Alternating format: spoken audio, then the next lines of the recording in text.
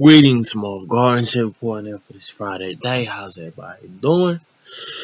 And yep, TGI man. Um, can't really say I feel like that. Um, truthfully, the week's been pretty fast for me. I don't know about you, but with that in mind, that is going to be the opener for this discussion today. Black usually male versus female things is the nature of this day. And feelings is how we going to start this, because the topic is comfort zones, right? Now, why would you go with comfort zones? Don't you mean friend zones? Nah, I mean comfort zones, right? Because we're not entertaining the idea that life is dominated by males trying to basically fornicate with females. We're going to go beyond that, right? And how we're going to go beyond that is once we get past this feral attraction thing they trying to get on.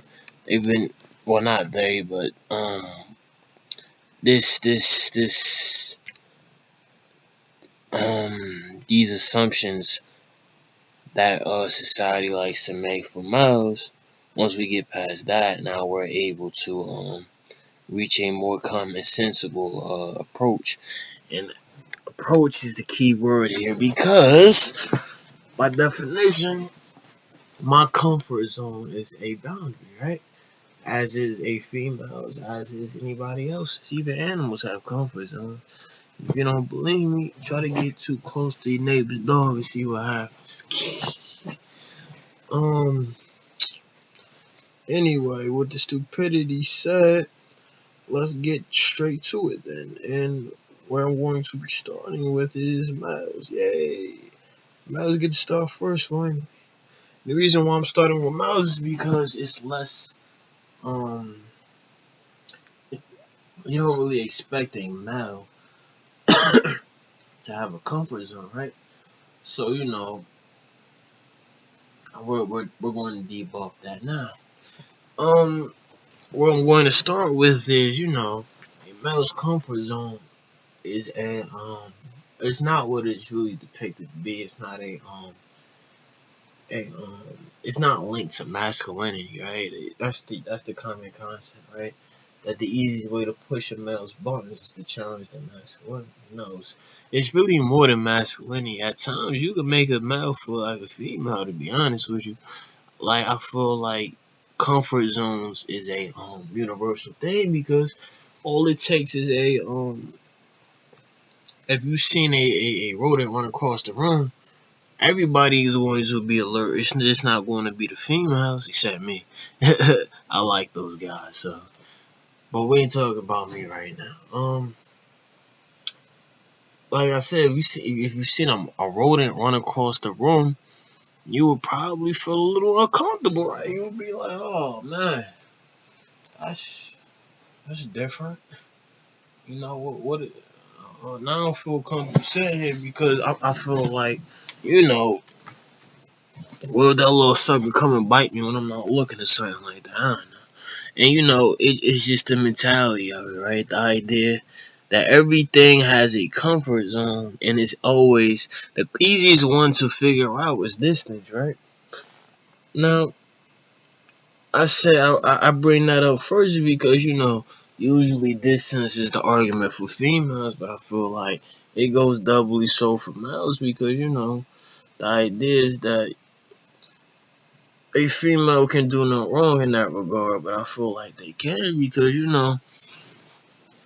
if believe it or not, females can do wrong, and if you do wrong, you can understand why a male would feel like I don't want. If we on the same block, I think you need to cross the street, and that's just a fact of a matter thing, right? Matter of fact thing, right? And you could be like, how would a person get to that point, right? And like I said, after we've debuffed the mystery that males have jungle fever, then we can get to the truth that some females elicit emotions that are hostile, right? Now, whether they do it on purpose or not is not the argument here. The argument is this like or dislike, and in this particular scenario is dislike. So you can see why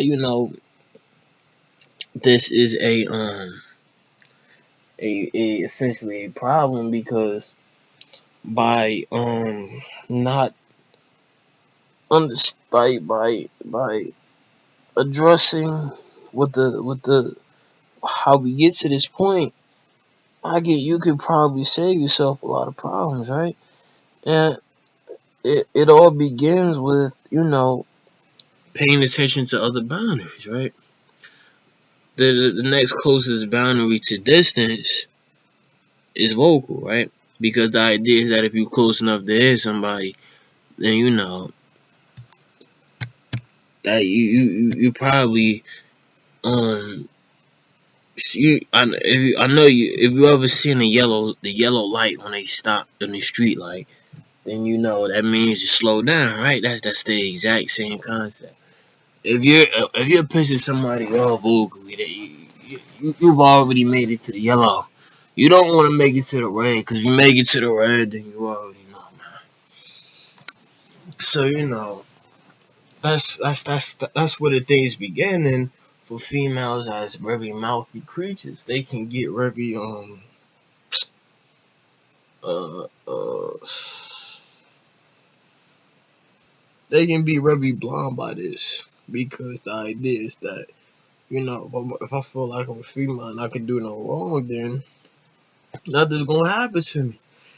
And the sad fact of the matter is, things will happen to you. They won't be what you expect, but things can happen to you. And this isn't this isn't a promotion for threats or bodily harm, but I feel like females set themselves up when they try to play dumb, and there's a time to play dumb and there's a time to not be dumb, right?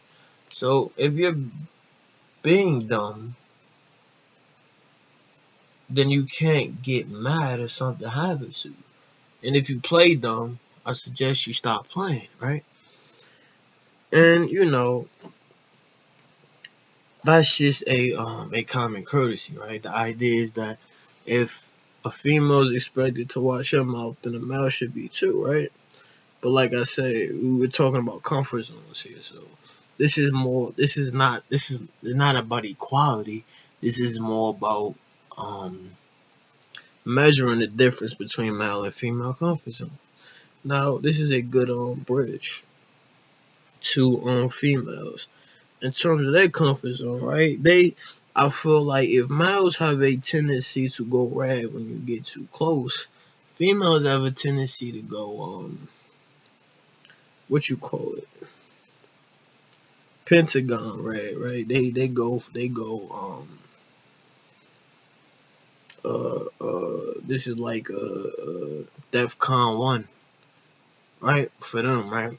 And what that means is that you tend a female is not going to hit you, right? Common sense, right? However, she will elicit a reaction that will get the whole block to actually, what's going on and all that other stuff. And depending on who you are, it may not bother you, but I think it should bother you, because I feel like if one person can create a scene, right, just off of just being loud, not even no gunshot, no stab wounds, no nothing, just off of being loud, that should alert you that you need to chill out, because now you looking more like a crime scene than a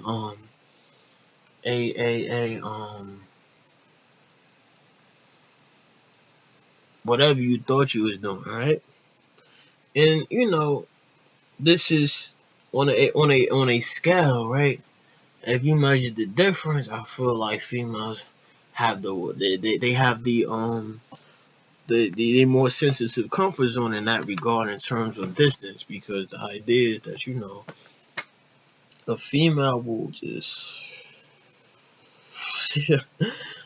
man bump TV, man. Just get a female to just go crazy outside for a couple of times. You'll have all the entertainment you need, man. And that's not a light note to say. That's not a light thing to say, because that could be enough to get an officer to ruin your day. You know what I mean?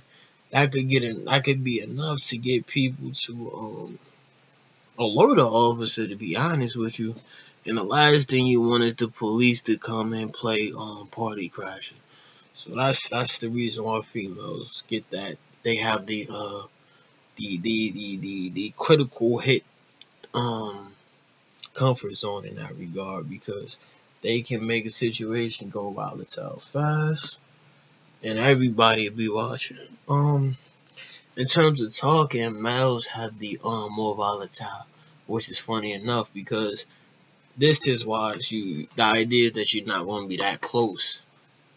Logically speaking, I hope you're not that close when you talking to somebody and they can strike you, but if you are, then it was you ain't the brightest crayon in the box. But you know, talking could definitely that's the males you know, um critical hit for their comfort zone, because the idea is that if you really got that much confidence in your words, then you shouldn't stop talking, right? And if you shouldn't stop talking, you should have noticed that the males is steadily decreasing distance between you and him, right? And I feel like this applies to male versus male vocal arguments and male versus female vocal arguments, because you know that vocal, it seems like the tongue, right, is the universal dagger, right?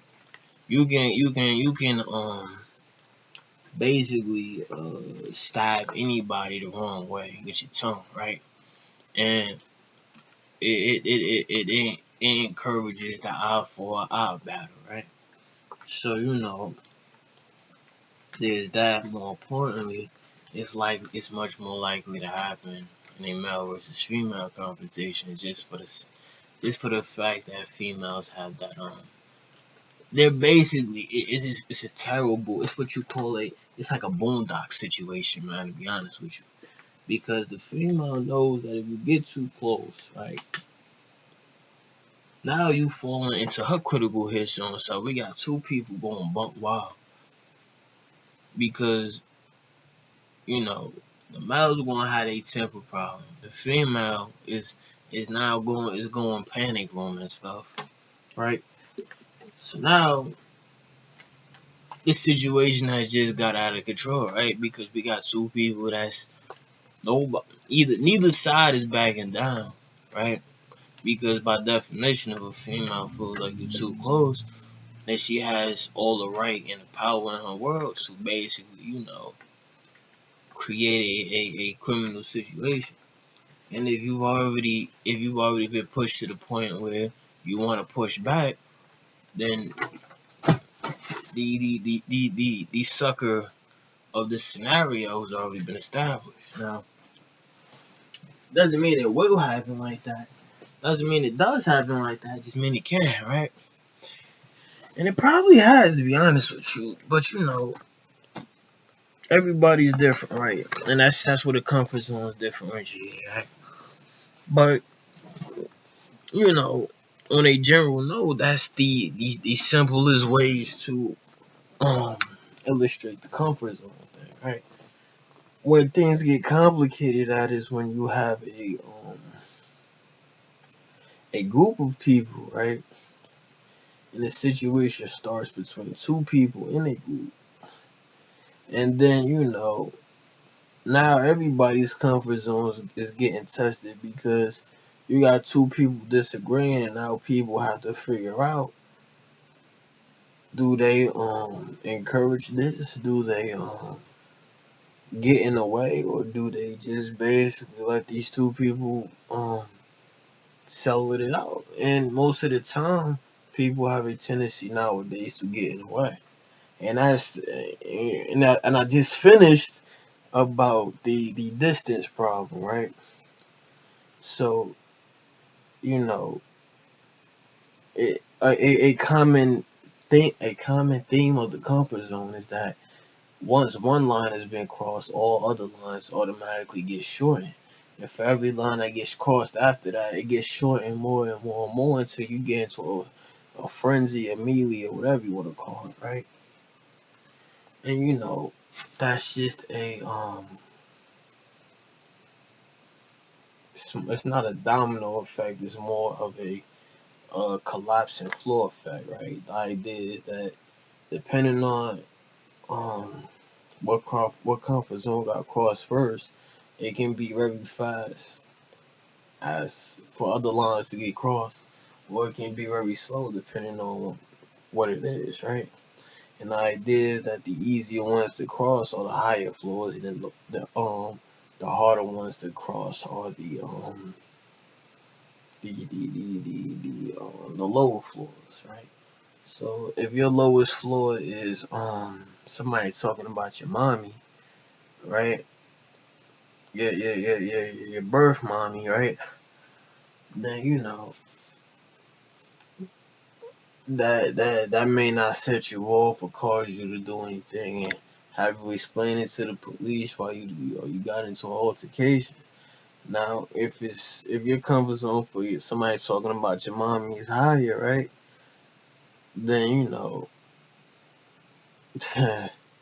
you can see how that easily gets goaded into a situation. Um, moving onwards back to females. Other comfort zones for them is questions. Other comfort zones. I mean, yeah, comfort zones for them is questions, and then that separates into more comfort zones. Depending on the question, most people don't feel comfortable exchanging personal information, especially if you just met. And depending on how personal the information is, you can cross a comfort zone fast and you can start a fight, to be honest with you.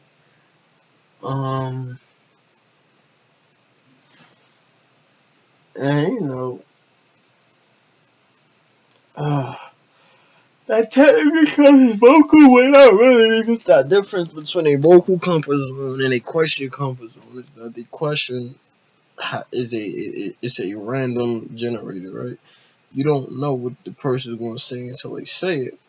So, and most likely it's not going to be an insult, or else it would already be said. You wouldn't have to wait for it. You would expect it, right? So, we'll cut that off right there. So you got people that's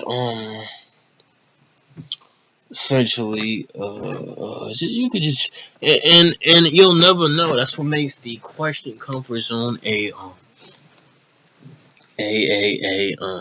peculiar one, because you'll never basically get that feedback until you get that feedback, right? So some females try to hide this, and basically the easiest way to hide a comfort zone line is to make it invisible, right? And how you make it invisible is you just basically pretend like the question was never asked. Now, this is not a this is not the worst thing that can happen, right? Some females like to take it upon themselves to basically use that a question as a launching point for a vocal comfort zone attack, right? And when you have those type of females, I feel like you're in a worse situation than a female who decides to basically hide the comfort zone line, right? But even hiding the comfort zone line is still an indication that it was crossed. It just wasn't no flags raised. That's all.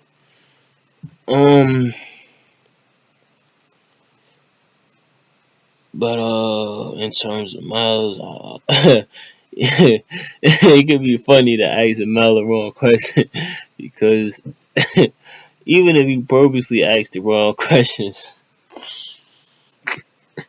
it can be entertaining to watch him fall into the comfort zone logic, right? The idea that you basically made him uncomfortable, and now he's letting you know, like, dog, like, you need to get out of here with that craziness, man. You just asked me something wild, so. And that's where you know females win on that one too. That because a male that will vocalize to you is not as bad as a female that won't. And the last thing you want is a female to vocalize when you touched on something sensitive, because then they'll just basically just use it to just go so there's that. Um but I really wanted to bring up comfort zones because females have, like I said, they have a tendency of going blind to male comfort zones. They like to take it upon themselves to basically say, you're the male, so you're expected to have all comfort zones is supposed to be on low, right? Everything supposed to feel like the lobby. I'm never supposed to be like, dog. Um, you, I don't want this situation. Can we change the subject, or whatever you selling, I'm not buying, or yada yada yada. And females. I think early on they don't get this. Later on they don't have to get this because they put themselves in positions where they're no longer oblivious to this stuff. But this is more of aimed at the youth. For these youthful females that like to be like uh, uh, Curious George with their stuff, and basically feel like there is no weirdness. A male can't feel weird. There we go. They can. There you go.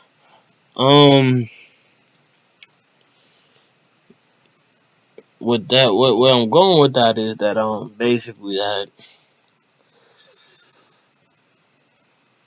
when you get the next logic, right? I talk more. I first started off with the statement that males don't have the jungle fever, and then what this leads into next is the idea that a female, um, well, it's more of a popularized thing nowadays, but is the idea of the friend zone, right? And the friend zone is supposed to be a direct result of males with the jungle fever, right? So when I feel like some females have a tendency of forcing friends onto people, right? And it doesn't happen on a person to person level. This is more of a group thing, right? Females tend to lack that, like I said before in another talk, that social experience. They have the etiquette, they just don't have the experience. Where they don't know how to basically keep their feelings out of the conversation, right? And how they put their feelings into the conversation is they basically make it known that like when it's very weird, but I know that females don't notice it because if they did, they wouldn't do this. But they basically give off the impression like, oh, if you would have talked to me, you know, I will put you in a friend zone, and you get that impression by how there's that one friend in the group that always gets the extra blah blah blah instead of a hi, how you doing, and then keeping it moving on to whatever the group was talking about. So that, and then the excessive formality. That's the real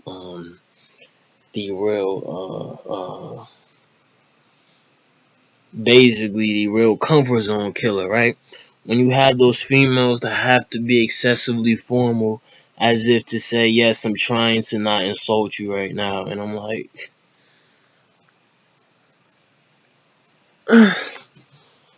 what? Like, do you not know what body language does? Like, do you not hear yourself, right? Do you not, like, how do you overlook these things? Like when females basically, like, they have to put on the effort tone, right? And I call it effort tone, where females have to basically make it obvious that they're trying not to be sarcastic, or they're trying not to be some emotion that you weren't even thinking about, because on a realistic no, female, I just met you and I didn't even meet you by my own personal merit. I met you off of Bob. You know what I mean? So I'm like, this is weird to me, because it that's the easiest way to turn a easy social situation into a now everybody's comfort zones is on red alert, because all it takes is one person on either side of the group to not get along, which is initiated by the female, because I don't feel like any male with a brain in two pieces, right? In two workable pieces, right? Will basically start a female up, right? A female starts themselves up, right? So, they start they basically, the situation is now everybody's comfort zones is getting crossed, because you got a lack of consistency, right? A lack of what you would call coherency. There we go. And the coherency is what you would call mutual feelings, right? So the reason why I'm even isolating the females, because usually mutual feelings don't meet their connections, because of a female thinking all this extra stuff, right? And you can always tell a female that got too much to think about, because they do a lot of extra stuff and turn every situation into a formal dinner occasion, right? Instead of just two people. Well, it's never two people, but a group of people meeting a group of people. And the reason why this is basically you're forcing friends is because you've already brought the attention to something that's unrelated, right? Your personal feelings should never be that important that you have to make two groups of people notice this, right? Your personal feelings should never be so important that you have to basically make everybody else feel like, oh boy, now we gotta negotiate this situation and make sure that it doesn't turn into a vocal fest, right? And the reason why I even use females for this is because experience has taught me that females have no experience. You know, as much as I've uplifted females in other talks, I must also expose the flaws as well, right? And the reason why I call them flaws is because they are. It's not like bumping into somebody. It's not like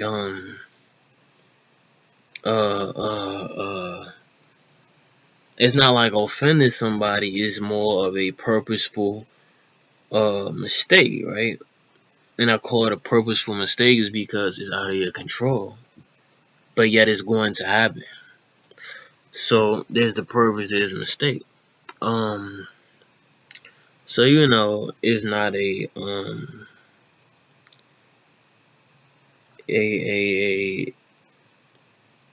this is not more. It's not really a spotlight type of thing. I'm trying to say. This is basically saying, for all the females out there that still are active in, social occasions and stuff, you need to basically keep your feelings out of the group comfort zone, because if everybody else is green, Why would you bring a yellow or a red into the situation, right? And as you know, males, like I said, it's not there is no jungle fever. This is that societal stuff again, right? So when you bring to the table that you feel like every male wants you or something like that, or worse, I think it's even worse when you isolate a male in a situation, right? And basically bring everybody's attention to him, and now the his whole group has to negotiate for him because one female on another side can't keep her emotions out of it. And I call them emotions because feelings, comfort zone, all this other stuff. Even though the origin of all of this is that somewhere along the lines, her lack of social experience caused her comfort zone to get crossed, and now she has to let everybody else know. And this is how everybody else is. It's like it's not a domino effect, but it's more of a think of a perimeter, right? A group is a perimeter of boundaries, right? So it only takes one line to get crossed for everybody else to get alert and be like, "Oh, what's going on?" And I feel like that's what turns a easy group to group meet situation into a you know how do we negotiate this without nobody getting their feelings hurt? You know what I mean? Or worse, when you have to prematurely uh not when you have to prematurely uh uh quit a situation, a social situation, right? I feel like that's the worst case scenario. It's worse than an argument because it's like basically saying this is the only way things will work, and I'm like, that's like a hostage situation. Why do I have to feel like a hostage to a female I've never met before? Or if I did meet her, I don't feel like I spent enough time to make her feel this way. You know what I mean? So there's that, and it's just a very sticky situation. I only use this example as a way to show you that comfort zones can be linked to comfort zones. They can cause other comfort zones to decrease, not decrease, to get crossed.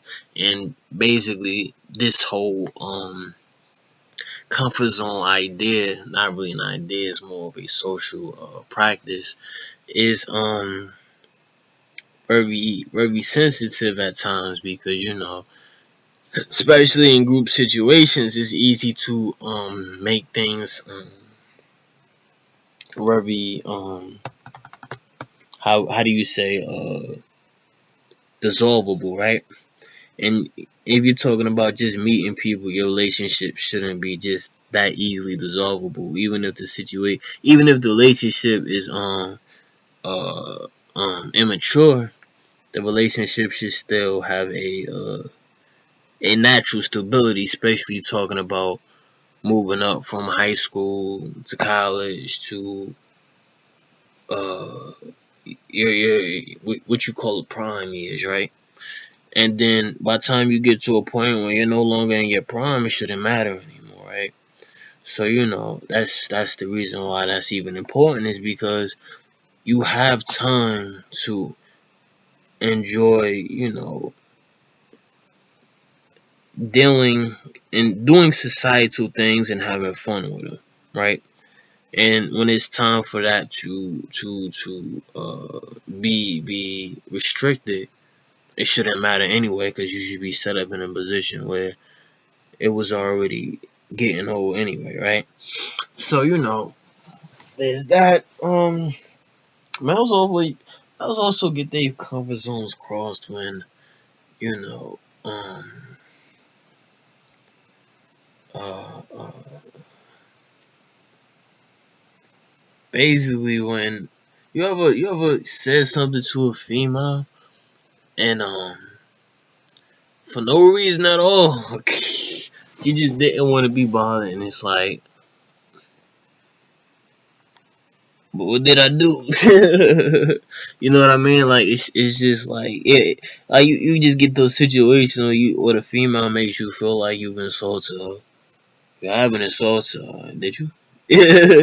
Gotta ask that question because some cats like to blend the lines and all that stuff. So we ain't gonna hide them. Um, but if you didn't insult, like I feel like that's another way comfort zones get crossed because I feel like that's the that's a bad impression to give to a male because what are you doing with your life where you need to not answer somebody? Like I don't get it. Then again, I guess depending on the environment, it makes sense. Like New York, oh God, don't get me started. New York is the home of the rudest people in the world, man. Especially females, man. Oh my God, man. Listen,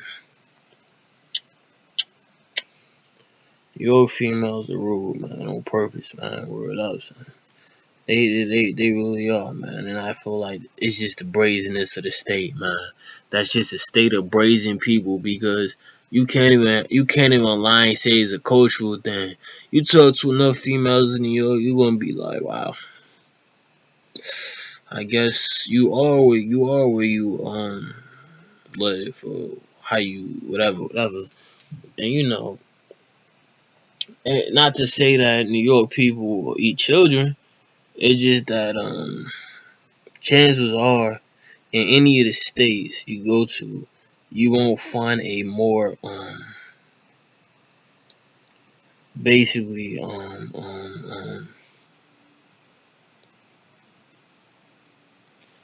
I don't want to be bothered mentality, right? And I don't I want to say life does that to you, but I can't argue that. I can't say that it really does because New York has a reason why it's brazen, man. It's the home, it's the original big city. You know what I mean? It's always been known as a big city, so that's more of a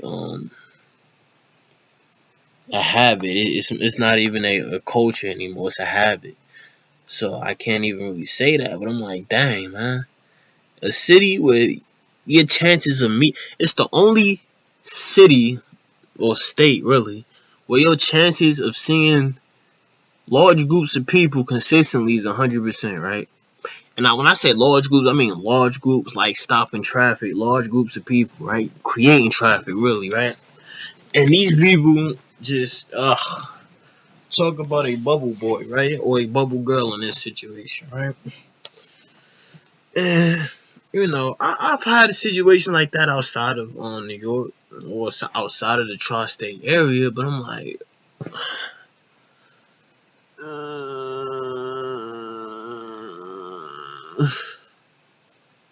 I just got started. I didn't even get a chance to say wow, what I do. But you know, I'll never know why females do that.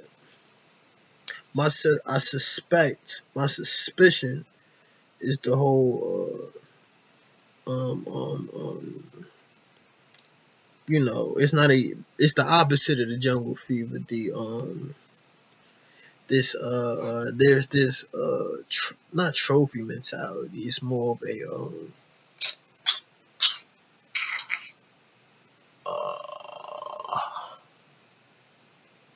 it's more of a merit thing, right? I used that word before, but now I'm using it correctly. The reason why it's merit thing is because you can always tell a female who is with somebody versus not with somebody, right? The chances of a female who doesn't want to talk not being with somebody is probably next to none, to be honest with you. But as soon as you put that female with a companion, boom, it's over. Now they would have talk. Now you're probably thinking, isn't that the opposite? No, it's not the opposite because the idea is that even if a female doesn't look like she's with somebody or says she's not with somebody, all it takes is for them to have a person that they're working on to get that result, right? And that's where the comfort zone gets crossed, right?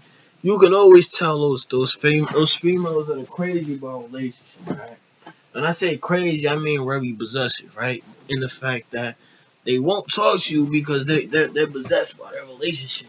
More importantly, I feel like they're more of a they're what you call a poltergeist, the poltergeist of uh uh of the situation, because they you can tell that they possess their companion by their lack of sociableness, right? And I don't know why that is, but I'm guessing somewhere along the lines logic falls back to jungle fever, or we have nothing to talk about, or which results back to because you feel like I got the jungle fever, or it's just a terrible. You just messed up my whole comfort zone, because the reason why I'm even going off on this is because impressions do a lot more than just distinguish what you see, right? You can mess up an entire person's impression by just being nasty with them. Not to say that females who don't want to be bothered are nasty. They just kill the whole hmm, they kill the whole mood of the conversation, right? And the reason why is because they are whatever their reasons are, you can always sense a animosity behind it, right? And that's how the comfort zone lines get crossed as well. When you can feel a female's animosity, right? That like she almost feels annoyed or angered by you talking to her, right? And you can only develop that type of animosity or irritability by being with a companion, because who else is gonna be close enough to make a female feel that irate, right? To feel that ready to chop a guy head off, like.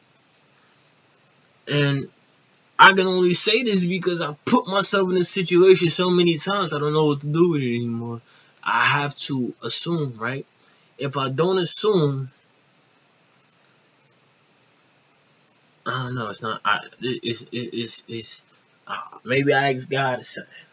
Man, if you could, that's something for y'all Christians out there.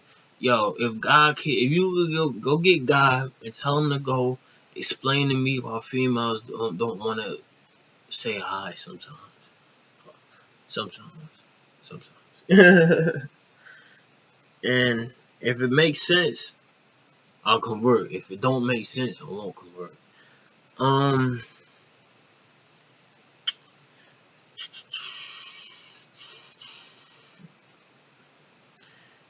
and you know, comfort zones and conversations go hand in hand. That's probably the most important note of this, right? The idea that you can change the whole feeling of the environment by making somebody feel like their comfort zone was crossed, or more importantly, crossing somebody's comfort zone. And like I said, you ain't gotta put this into practice. You ain't gotta think about it too hard. Just think about what piss you off, right? What will make you feel like, yo, I'm not playing with you, and you can pretty much figure out the whole world, right? um, I guess I could say females at the end of this discussion, right? Because I've really been grilling them like fish, like grilling them like barbecue, like just. So with that said, I'm gonna give females, I'm gonna make females feel like I ain't got the spotlight on. Female comfort zones get crossed in that regard, where if a lot of situations are involving females not wanting to be bothered, Females get their comfort zones crossed when, you know, they want to be bothered, but males don't have the bothersomeness um quality that they're looking for, right? Because the idea is that I also mentioned before, the friend zone, right?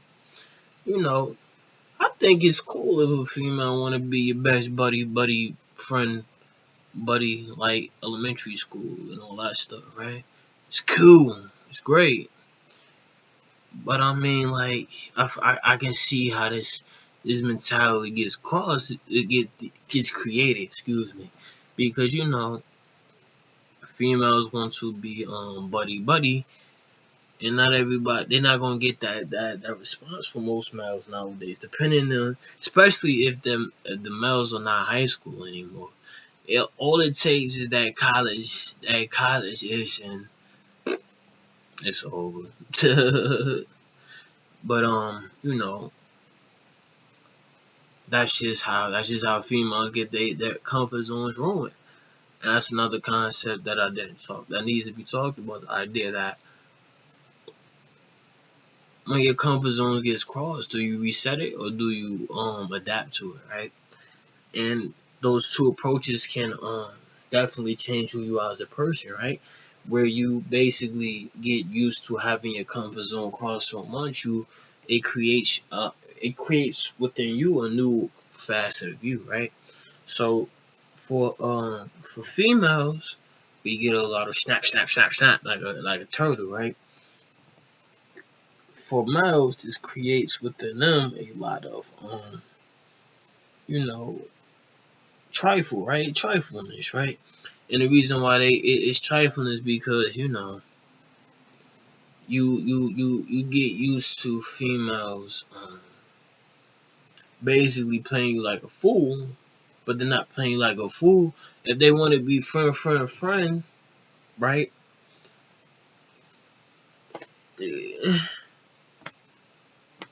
It's not an insult to you. At least you wanna be friendly towards you. I mean, I feel like that's where a lot of males get confused, that they feel like if you're a male and you feel like a female has to be friendly to you, then you wouldn't be wrong. You just gonna get your feelings hurt a lot. um, a female doesn't have to be anything, but, you know, it sure helps to be friendly. But I can see how females stop being friendly because, you know, once males start to get trifling with it, that's how they react to that. Then females end up, instead of constantly resetting the friendship, then they just adapt to it now.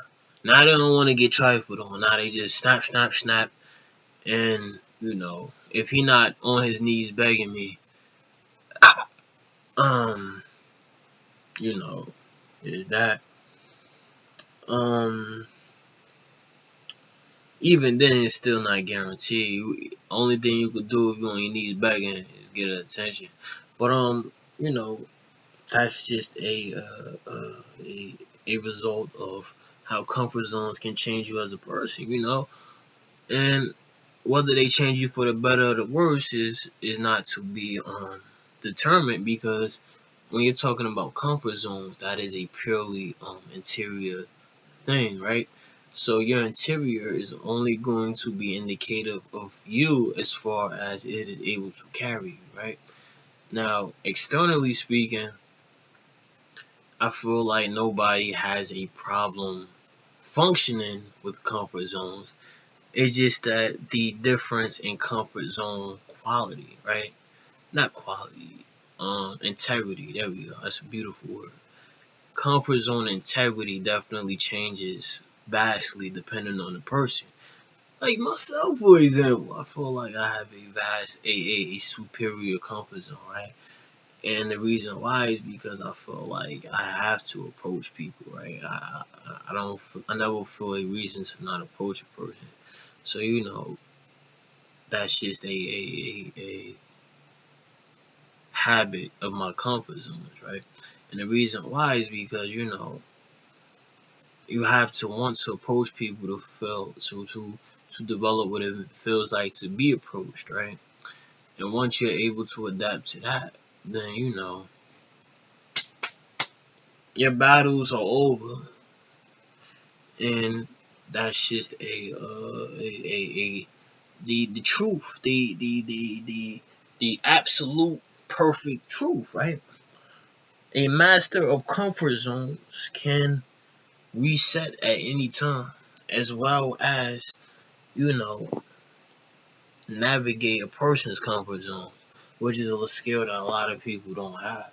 Most people just get stuck at realizing they crossed the person's comfort zone when the real battle is basically working with the situation after you've already gotten the you know, problem. And that's just a note. With that being said, a wrap up there. Yeah, a wrap up there. And with that said, I will be comfort zoning these shoutouts. Shoutouts to Juanito Huber, Shamia Skinner, Chris Vasquez, and my mans that needs to meet up with me at the mall again. Dog, I got your name. I got you. Don't worry about it. You are I never forgot about you. I'm like Santa Claus, man. I'm like Santa Claus. I put you on my list, and I didn't forget. And I know where you. I don't know where you sleep. But you know what I mean. Anonymous pages 1, 2, 3, 4, 5, 6, 7, 8, 9, 10, 11, 12, 13, 14, 15, 16, 17, 18, 19, 20, 21, 22, 23, 24, 25, 26, 27, 28, 29, 30.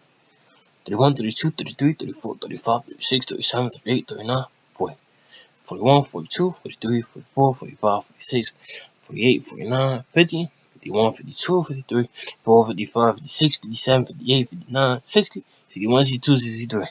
You guys are my comfort zone, right? This is why I always reset, because if I try to adapt, I'm gonna find myself with a lot less supporters than I could get if I reset. So the content keeps flowing.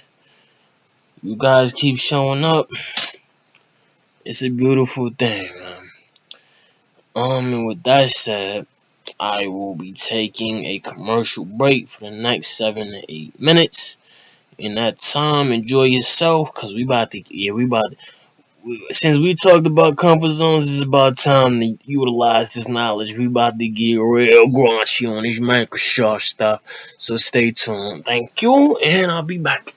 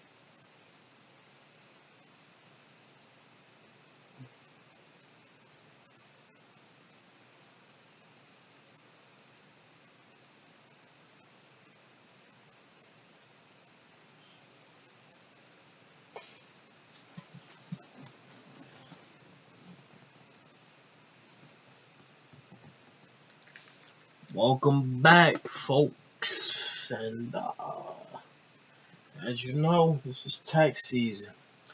So, with that said, following my previous run on Sony, this is a trilogy I'm going on right now. The last of it being Nintendo. This is going to start with Microsoft, and the reason why I did Microsoft second is because they are second to my favorable list. My least favorable list. Of course, Sony is being number one top spot of not being Schnapp.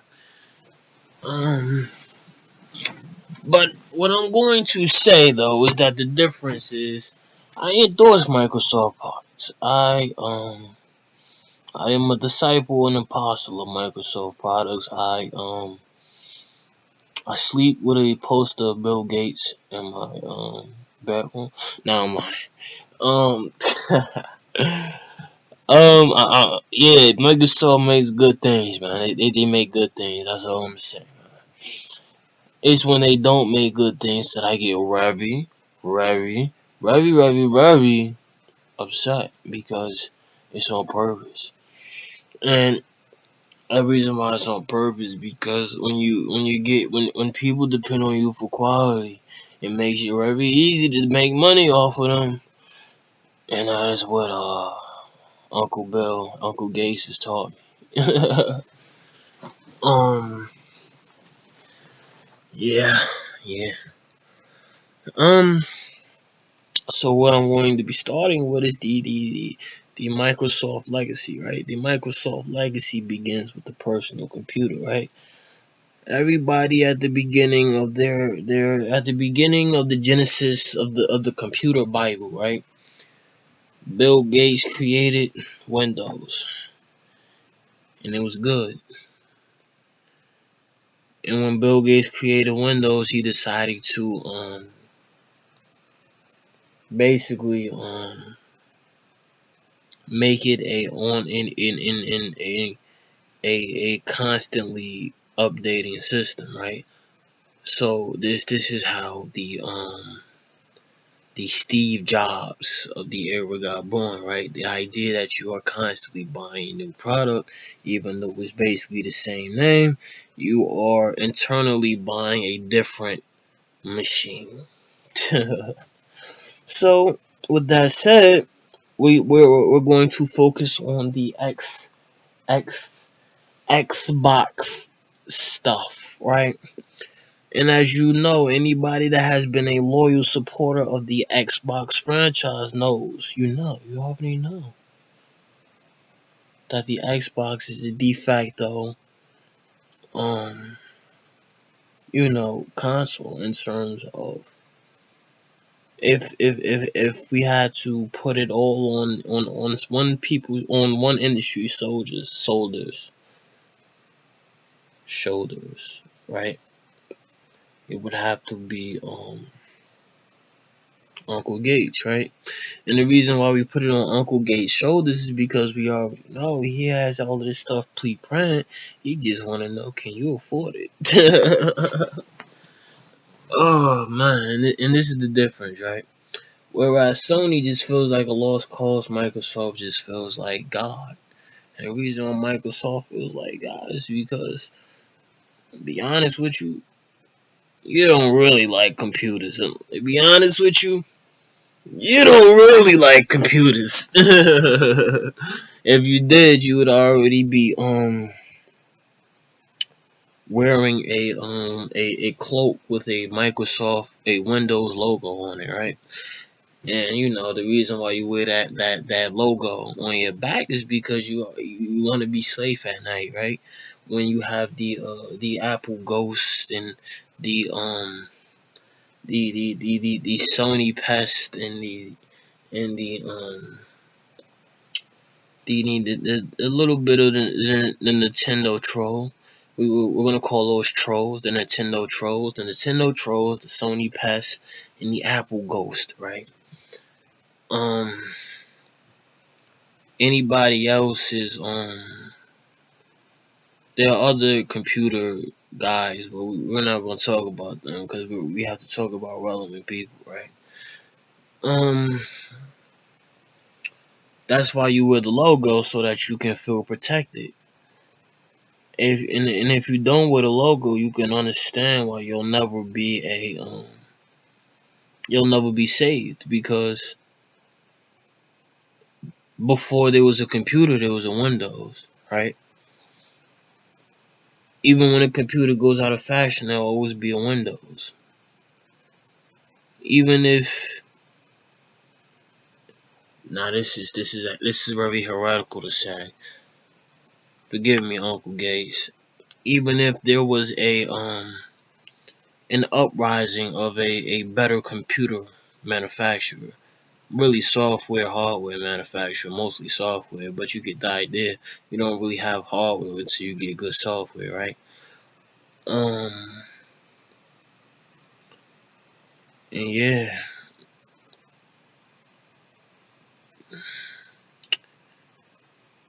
Windows, Microsoft, Windows, Microsoft.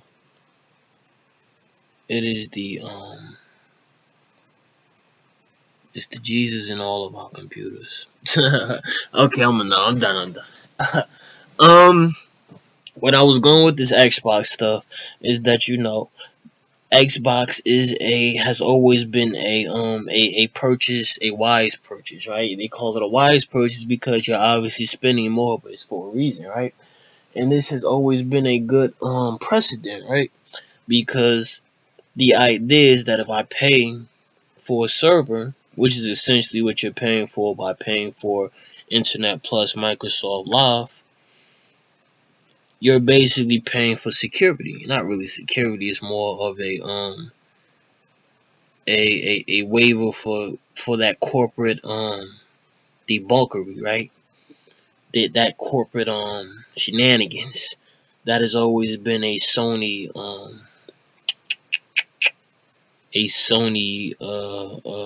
habit, right?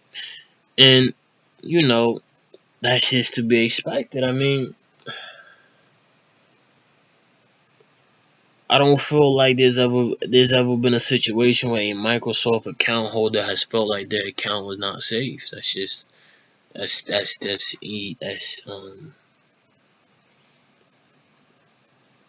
it's doo doo. I will never believe that. I feel like if somebody told me that Microsoft was not a worthy investment, I would just feel sorry for them. The best thing I could do was basically get them the number to a Microsoft support line and pray that Uncle Gates can reach them, right? Um, but with that said, I feel like the Windows Church has become corrupted, right? Corrupted with type of power that comes with being an influence with a lot of people. And this has most noticeably been around since it started with the Kinect, right? They created the Kinect as a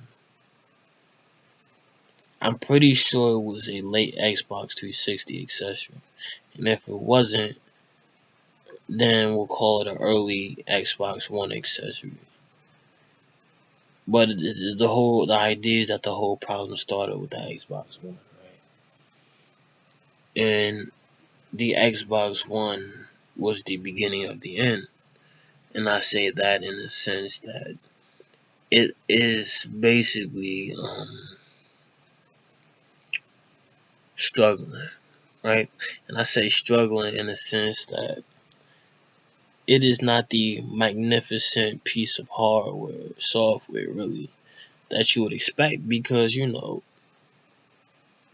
it it hasn't replaced the computer yet, right? And that is the dream of a Microsoft user, right? When you can wholeheartedly say that your Xbox console is better than a personal computer. Well, not a personal computer, more of a laptop, right? Because you have to compare a game console with a Windows desktop. I would probably if I had to choose between getting a free Xbox system or a free Windows desktop, I'll take the desktop. I don't even know how I'm gonna put it, but bump it. But you know, that's just a testament to how Windows has fallen in the sense that the optimized processor, which I talked about yesterday, in the form of the video game console, has not reached its potential as it should have with Microsoft. If it had to reach its potential, anybody would have to be Microsoft because they have the ability to adapt software to any problem that you could think of, right? They can link multiple devices with the same accounts, multiple accounts, all under a same device, right? Basically, all computers find peace with a Microsoft server, right?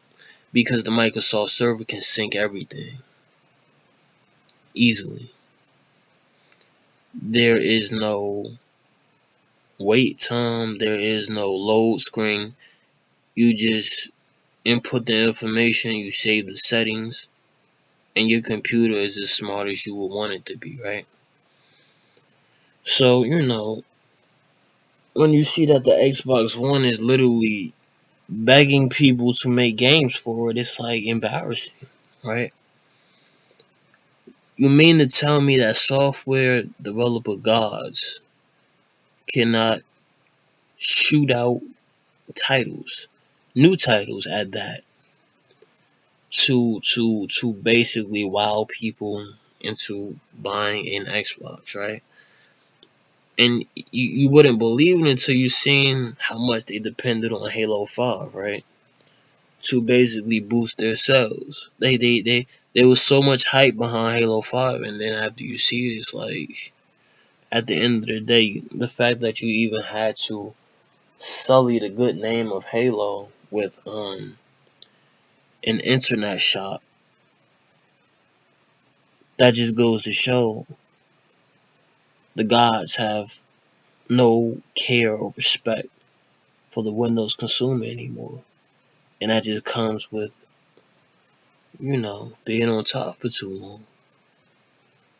Now, what this means is that,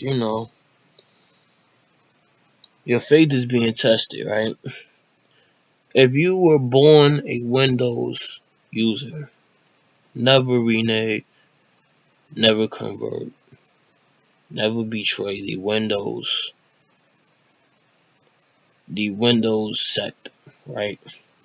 Because if you know better, if you truly know better, then you already know that this is the calm before the storm, right? And we can say this because the time between the Xbox and the Xbox 360, they both shared very successful careers. Especially the Xbox 360, because the Xbox 360 has been getting support from Microsoft almost. I feel like it's been around so long. I can see how they can make the Xbox One, because the 360 just made you forget there was an original Xbox to begin with. Even for those who do remember the original Xbox, that original Xbox feels like it was the time was all too short, and that's also a good thing.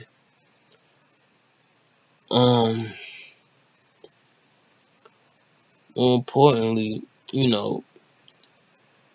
usually it is to one's advantage to invest in a console early, right? Such was not the case. No one, I can't say that you miss anything from not investing in an Xbox One console early. Frankly, the way it's been collecting dust, you would have been better off saying, I'll wait until they no longer fully support the 360 and then just give up and go back to and basically switch over to PC gaming until something new comes up. And it's sad that I say this, that the Xbox console has destroyed my hopes of a Microsoft monopoly, right? And the reason why I say a Microsoft monopoly is because the idea is that if I'm a game developer, right, the best console on the market gets my game first, because I can already expect me to get the returns on the sales, right? Microsoft is not the obvious answer. Frankly, Sony isn't either. Nintendo hasn't even been considered, given the fact that they are still dealing with a what you would call a handheld crisis, right? I call it a handheld crisis because I hear talks of already a new handheld being made, but the 3DS has not. There I go again, going to Nintendo. This is why I put them last, because they hope everything. They are the invisible. They are like the unforeseen boss in the room. Nintendo is dealing with a situation in which their console, their handheld console, is more successful than their mainline console, right? Because we all know that the Wii U was really a disrespect to the GameCube, right? The GameCube would have definitely been a better transitional console, because the idea is that it would have morphed with the Nintendo 64. But I'm gonna leave you at that. That's supposed to whet your appetite for how I'm gonna really get into this Nintendo stuff. Going back to Microsoft. Microsoft, how thou have fallen. You haven't. They are the only industry that has not invested in a handheld, and yet they have created a de facto device, right? At one point or another, because the idea is that a Xbox 360 console fully invested in can do everything you need, right? Pair that with a Windows desktop, right? If you could, if you, I'm pretty sure you can get a 360 feed into a console feed into a monitor, right? Put that together, and you've already eliminated the TV, the television, right? You've already eliminated the cable. You've turned internet into the god that it has already created, right? And once you're able to see this truth of your life, then you can understand why the gods have betrayed us, right? Because for going back to my other discussion about Microsoft taunting about TV, your TV taunt is more of a totem pole mentality, because you're using technology that you yourself didn't inspire. Nintendo was the first to come up with the essentially the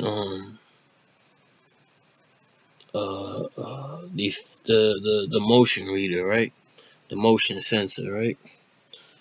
And for you to try to incorporate this technology, knowing damn well that you don't have the titles to back this up, just goes to show that the Kinect was just a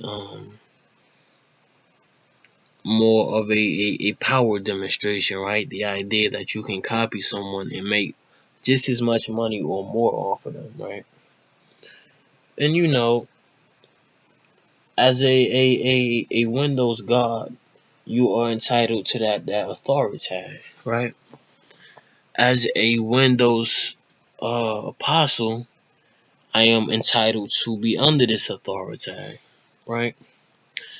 However, the gods must be checked, in that you are an insult now to gaming. You are an insult to the industry, and you are an insult to the Microsoft legacy. Microsoft, Windows legacy, actually. People get it mixed up. Microsoft and Windows are basically two parts of one God. It's supposed to be a third part, but Microsoft and Windows is all you need to know. Windows will continue the legacy, but Microsoft will always have a part in diminishing his legacy, right? Because on Microsoft's end, they are throwing dirt on the name of technology by creating a console which cannot dominate, right? You are throwing dirt on the name of the industry when you create a console that cannot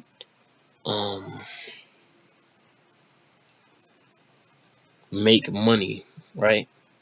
And the reason why it's not making money is because the idea is that some point or another you should have been feeding developers, right? We feed developers with software, right? You should have been feeding developers software that would give them Microsoft specific functions, right? Microsoft specific privileges. Privileges is the correct word, especially if you're talking about gods, right? Microsoft gods should be giving privileges to developers so that developers are able to exercise their expertise on a higher level as to be expected when dealing with a higher level authority. Correct? Correct. Now, this can get very you know uh troublesome, right? Because now we are talking about inspiring in idolatry, right? In idolatry, that can basically say that Microsoft are not the gods because the developers are making Microsoft at this point, right? Microsoft used to make the developers, now the developers make Microsoft. So, you know, that's we'll just use Halo as the example of this. Um, More importantly, um,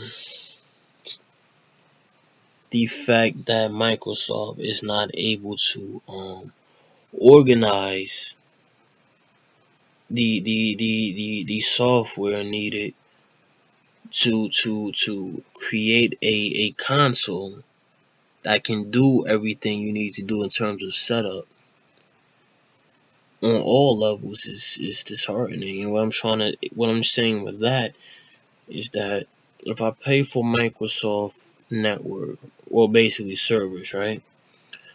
There should be a little piece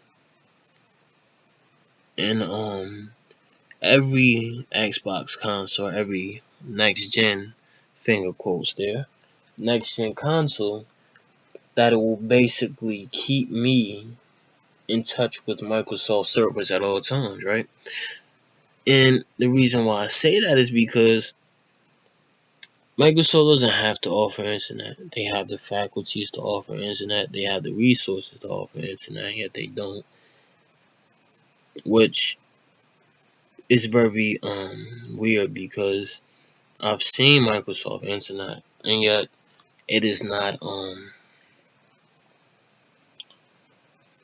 realistic enough to reach the common folk. And if you cannot reach the common folk, then you will never get the followers you need to assume dominance.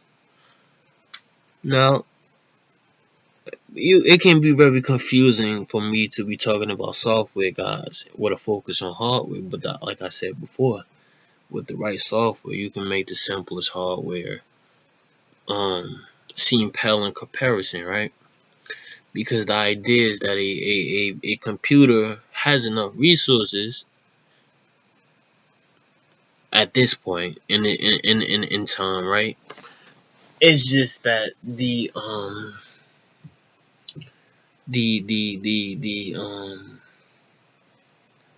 software programming for this hardware is still not where it needs to be, right? Where you basically can do everything with a little bit. It and I've already invested in a device which already showed me that by having a plethora, you can do just about anything you want to, right? In terms of multitasking, true multitasking, right? So that's just a note to you that software gets very scary when it has a lot to work with. But going back to the console just feels like if you have all the right things that can make a console sell, right? You have the servers, you have the internet, you have the devices, you have the titles.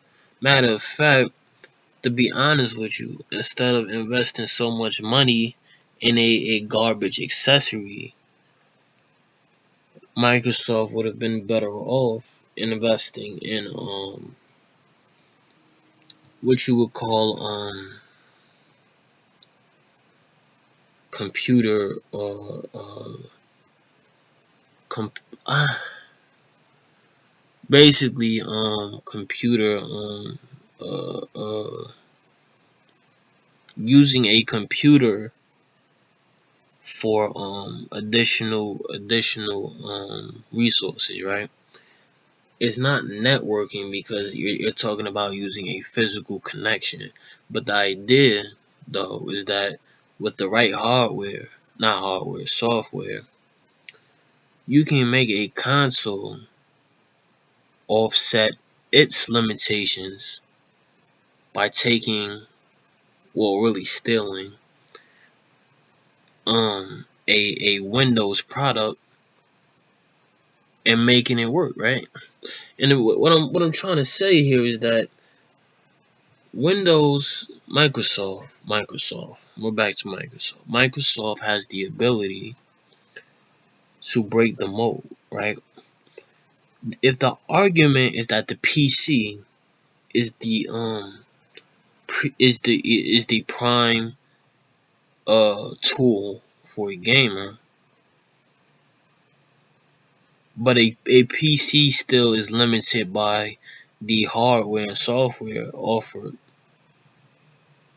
to a game, why not use the console as a staging ground for this weakness?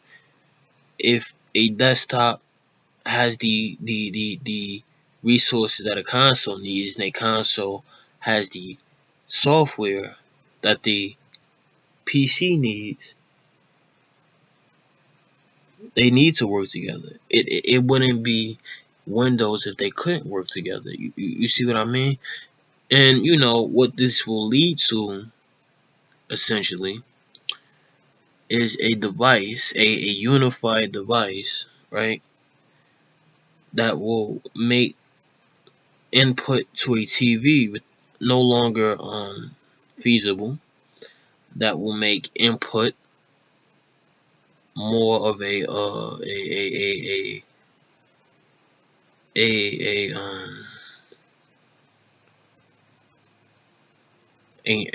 note, right? It's a past thought.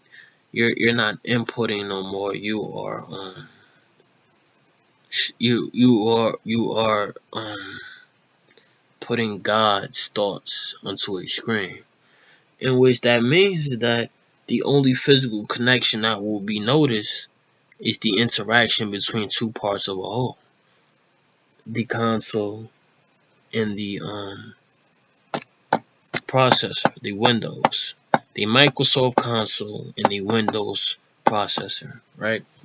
And what you will get from these two things is a display, obviously wireless, that will essentially you know you will never go back to a Sony or Nintendo product again.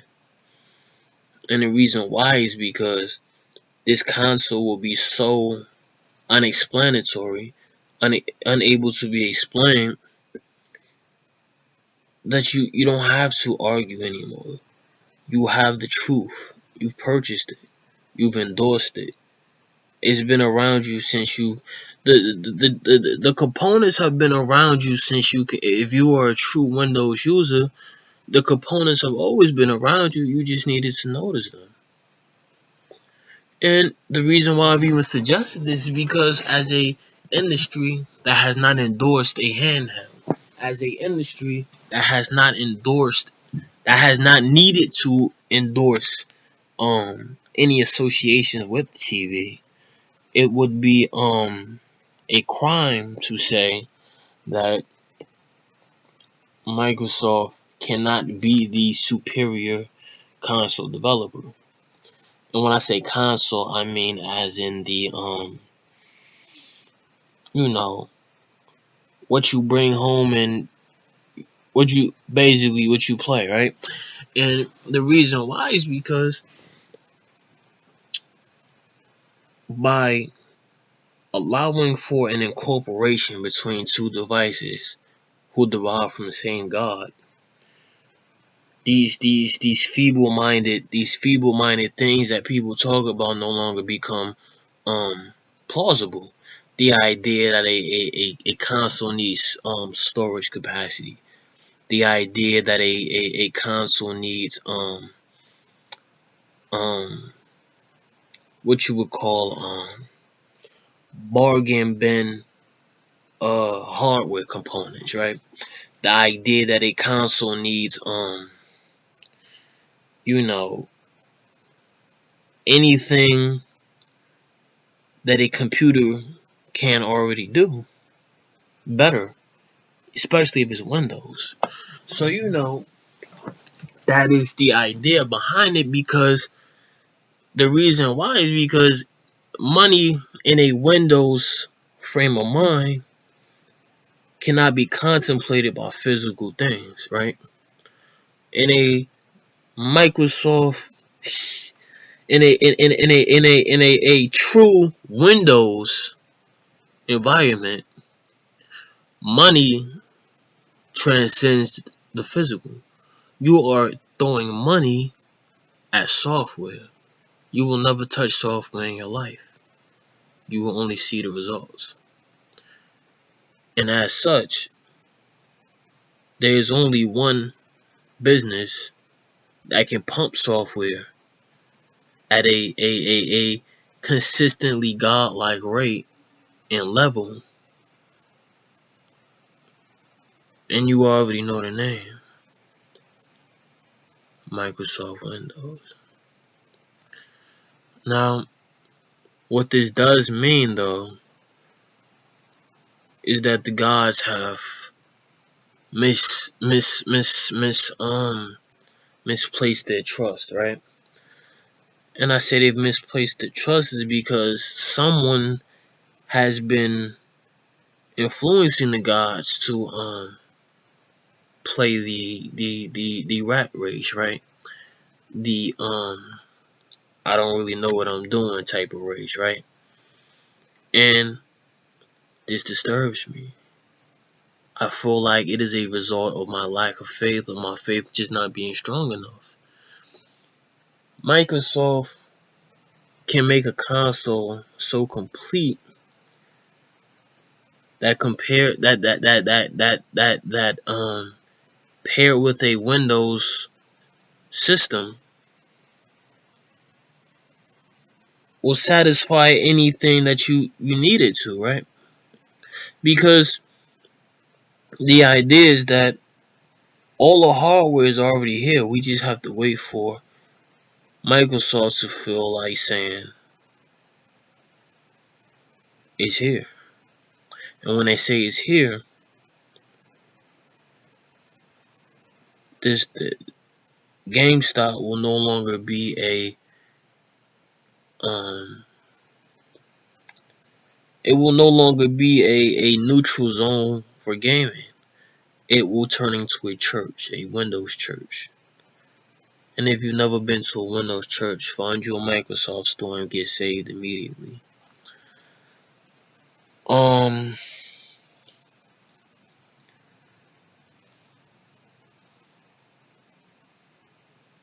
To keep this conversation from being critiqued, I will go into the flaws that Microsoft is guilty of. This will be my Windows Inquisition report. Microsoft is guilty of purposely withholding software. That's a first degree offense. Purposely using uh, what you would call um, junkyard hardware. That's a lesser offense, but it's still pretty high, second degree. They are guilty of endorsing products which are not true Microsoft or Windows property. That's a first degree offense. They are guilty of using software that is not a Microsoft Thinker, that is not Microsoft Thinker oriented. That's an offense, first degree. They are guilty of not endorsing a Microsoft handheld. That's an offense. They are guilty of not endorsing a Microsoft console to PC connection. That's also an offense, first degree. All in all, Microsoft is guilty of purposeful misguidance, right? And that is a terrible thing to be accused of, because Microsoft has, for all I've known in my computer life, carried my hopes and dreams in a operating system. So for them to not be able to create the complete console system, I don't know. More importantly, for Microsoft to not be endorsers, more of, they are guilty of one more thing, and this is the greatest sin that they have committed. Microsoft has not created titles at the expected rate you would expect a god to create. They do not have their own formal developer studio in terms of video games. And with that said, that is the greatest sin that a software god can commit, to purposely withhold creation, right? And if you purposely withhold creation, we're not going to ask you why. Windows apostles are going to suffer, right? And that suffering will be on your minds, on your hearts, Microsoft gods, because they will do things like commit idolatry and switch to Sony, commit idolatry and switch to Apple, commit idolatry and basically and abandon the Microsoft portion of the religion, and find themselves secret admirers of the Windows truth, right? And what that means is that they will buy computers that will have Microsoft OSs, but may not necessarily be Microsoft products. And this is all on your shoulders, Microsoft gods, because you cannot create a perfect PC companion, although you can write for a PC companion, but you cannot create. I am confused. And the reason why I know you write for a PC companion, because by definition, any program which can operate under a Windows operating umbrella is written with a Windows system in mind, right? So, when you decide that you that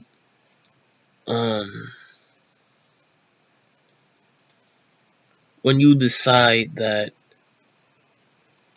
you will make a true console companion to to a Windows product, then Windows apostles will rejoice. But until then, you will forever be known as devils, as fallen gods who have embraced a very wicked approach to how you have decided to influence this industry. Because who knows what a true Microsoft studio can do, right? Now, excuse me, there is another facet of Microsoft that I have omitted, but I have my reasons. I am a true Windows disciple, so I'll just get into it then. There is this company, right, called essentially Blizzard, right, and they are what you would call Microsoft apostles, right? I call them Microsoft apostles because they have the software genius in them, right? And yet their application of it is piss poor to none. And I can only say this because I've used you know, these Blizzard creations before, right? And what they have done essentially, right, is shown that even a Microsoft influenced studio can go astray. And what I mean by astray is that it is easy for a person or a group of people to find themselves corrupted by the type of freedom that comes with being a Microsoft user. And you most noticeably see this by people selling products under Microsoft's name that are insults, right? More or less cheap imitations. They are what you would call you know, the fake philosopher stones, right? If you've ever heard of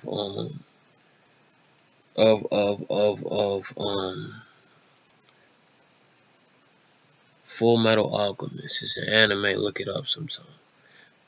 Microsoft is the philosopher's stone. Actually, Windows is the philosopher's stone. This Blizzard is a imitation, right? And the reason why they are an imitation is because they can easily create stuff like you would expect the philosopher's stone to. It's just that the quality is so piss poor, like I've said, that you find yourself wondering, like, how can you do this? How can you have all the power in the world and just not use it?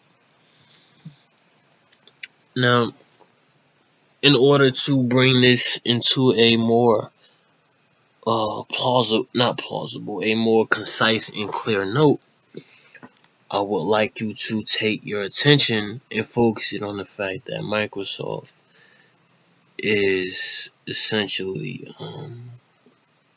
non-existent in this 2016 tech race, right? As far as consoles go. And the fact that they are just means that I feel like they have a higher chance of pulling out, given that they don't really have that much invested.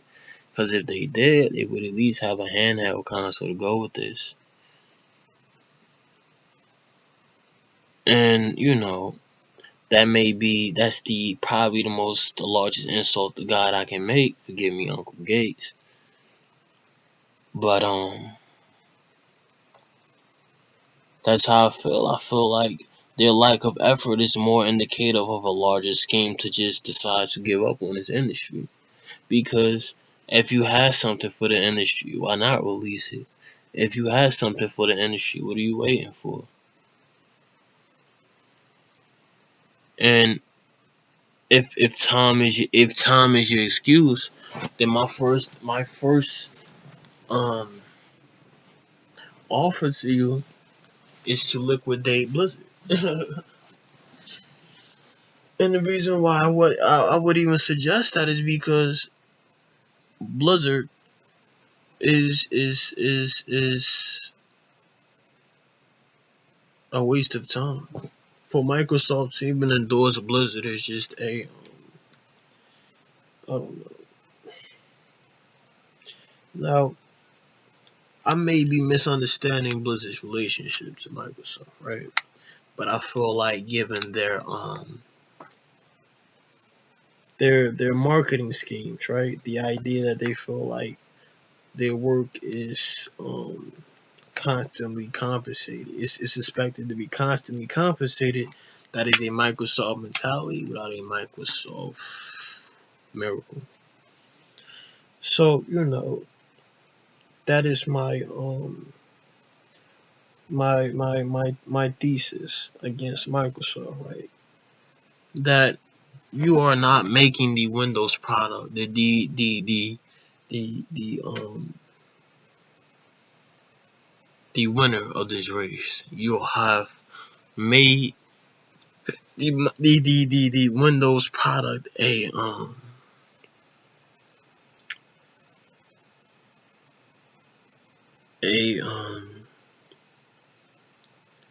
concerned uh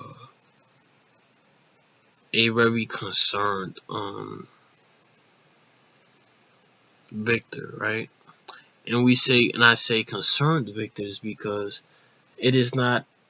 Nobody can say that nobody can say that Windows is the best. They can just say that Windows is a good quality, and that's just not an acceptable reality for me or any true Windows user. And as far as Microsoft is concerned, Microsoft is looking more like a what you would call a rotting part, right? And I say rotten because they are not doing anything. And for Microsoft or no, for a Windows associated affiliate, that doesn't work. That is no that doesn't make sense.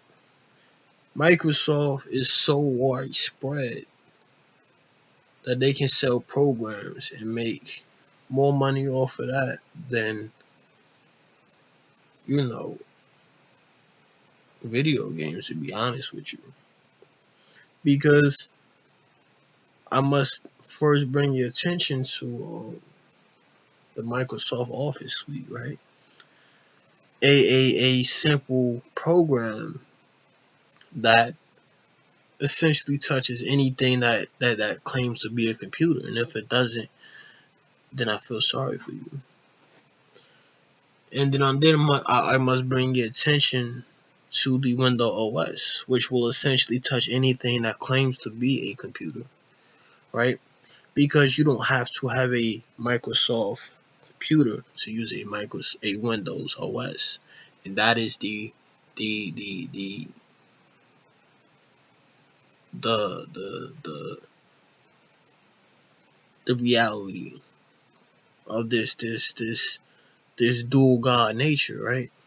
That a Microsoft affiliate can touch you without being in your face, kind of like a Jesus movement, right? And you may feel like it's not a big deal to make Microsoft a big deal, but that just means you're not a Windows user. And in order to get any usefulness out of this discussion part, I will finally say that Microsoft, what you have created is garbage. You have essentially asked people to endorse a product that is, in my opinion, inferior to your 360. You don't have an handheld, and it's already using a Windows OS. So this is why you have sold people garbage. You are selling a computer that can't even do its job. And the reason why it can't even do its job is because nobody is stepping up to represent for a Microsoft product. Nobody is saying that they can depend only on a Microsoft investment, right?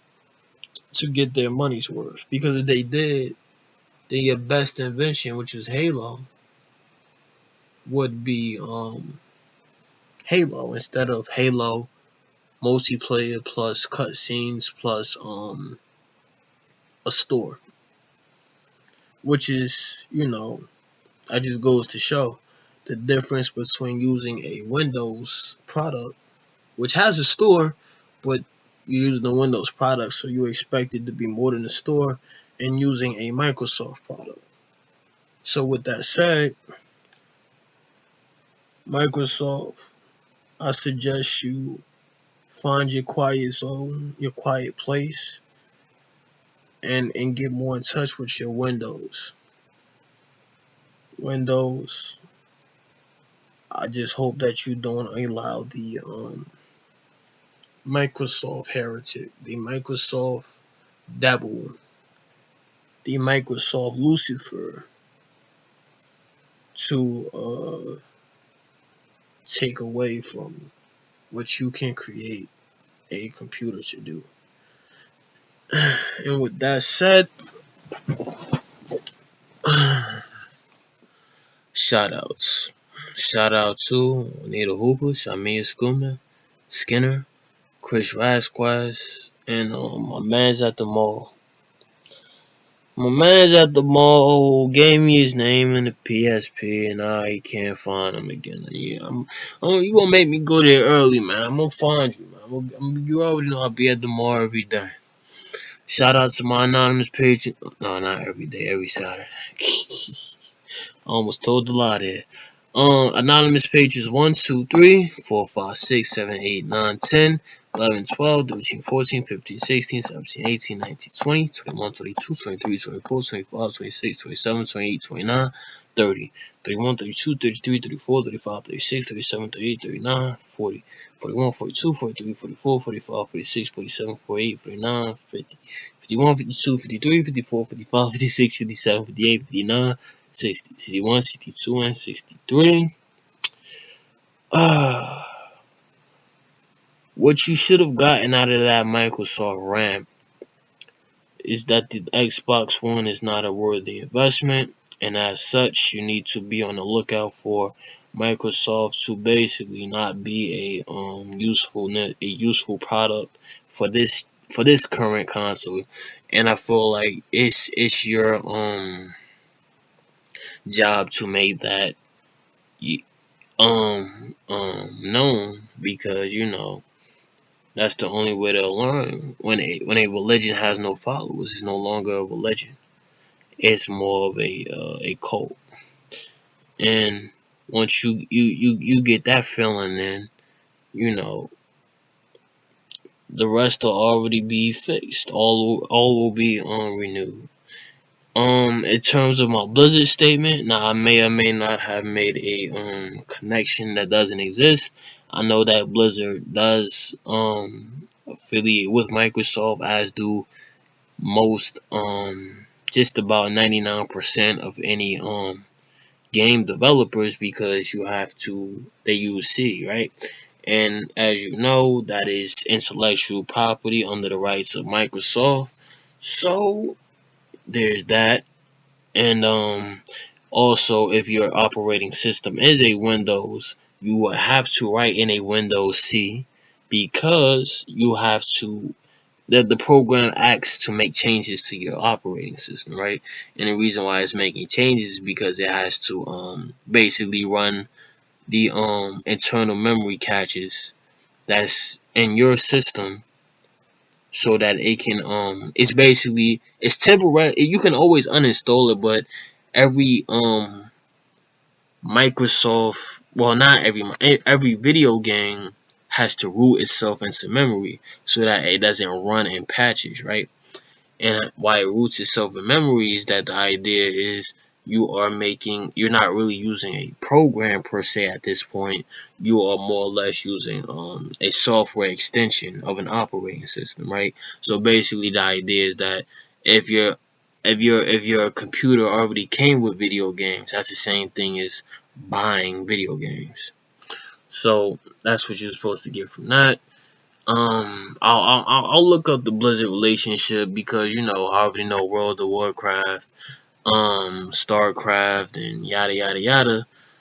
But I'm like, you know, oh yeah, Diablo. Excuse me. Um, those games are not doing too well as far as I'm concerned, because World of Warcraft is an MMORPG and internet stuff, and you're not reaching a lot of people, guaranteed, if you are a internet dependent business. As far as Diablo goes, it's going to be on a console that you probably not going to support anyway, which is the Xbox One. There's this other card game called yeah, it's not even worthy of talking about because it's a smartphone game. It can be used on smartphones, so we're not gonna talk about that. StarCraft is StarCraft. StarCraft has roots back in the old days, so we can't even really say that's a worthy product, because that's the problem with today. That you know, the old is being milked for the new. And all in all, I'm gonna figure out if I basically miscritique Blizzard, and if I didn't, yay. If I did, then doesn't matter, because they're not on Microsoft Windows anyway. So we're not talking about anybody too important. So there it is. And with that said, folks, stay tech savvy and have a good day.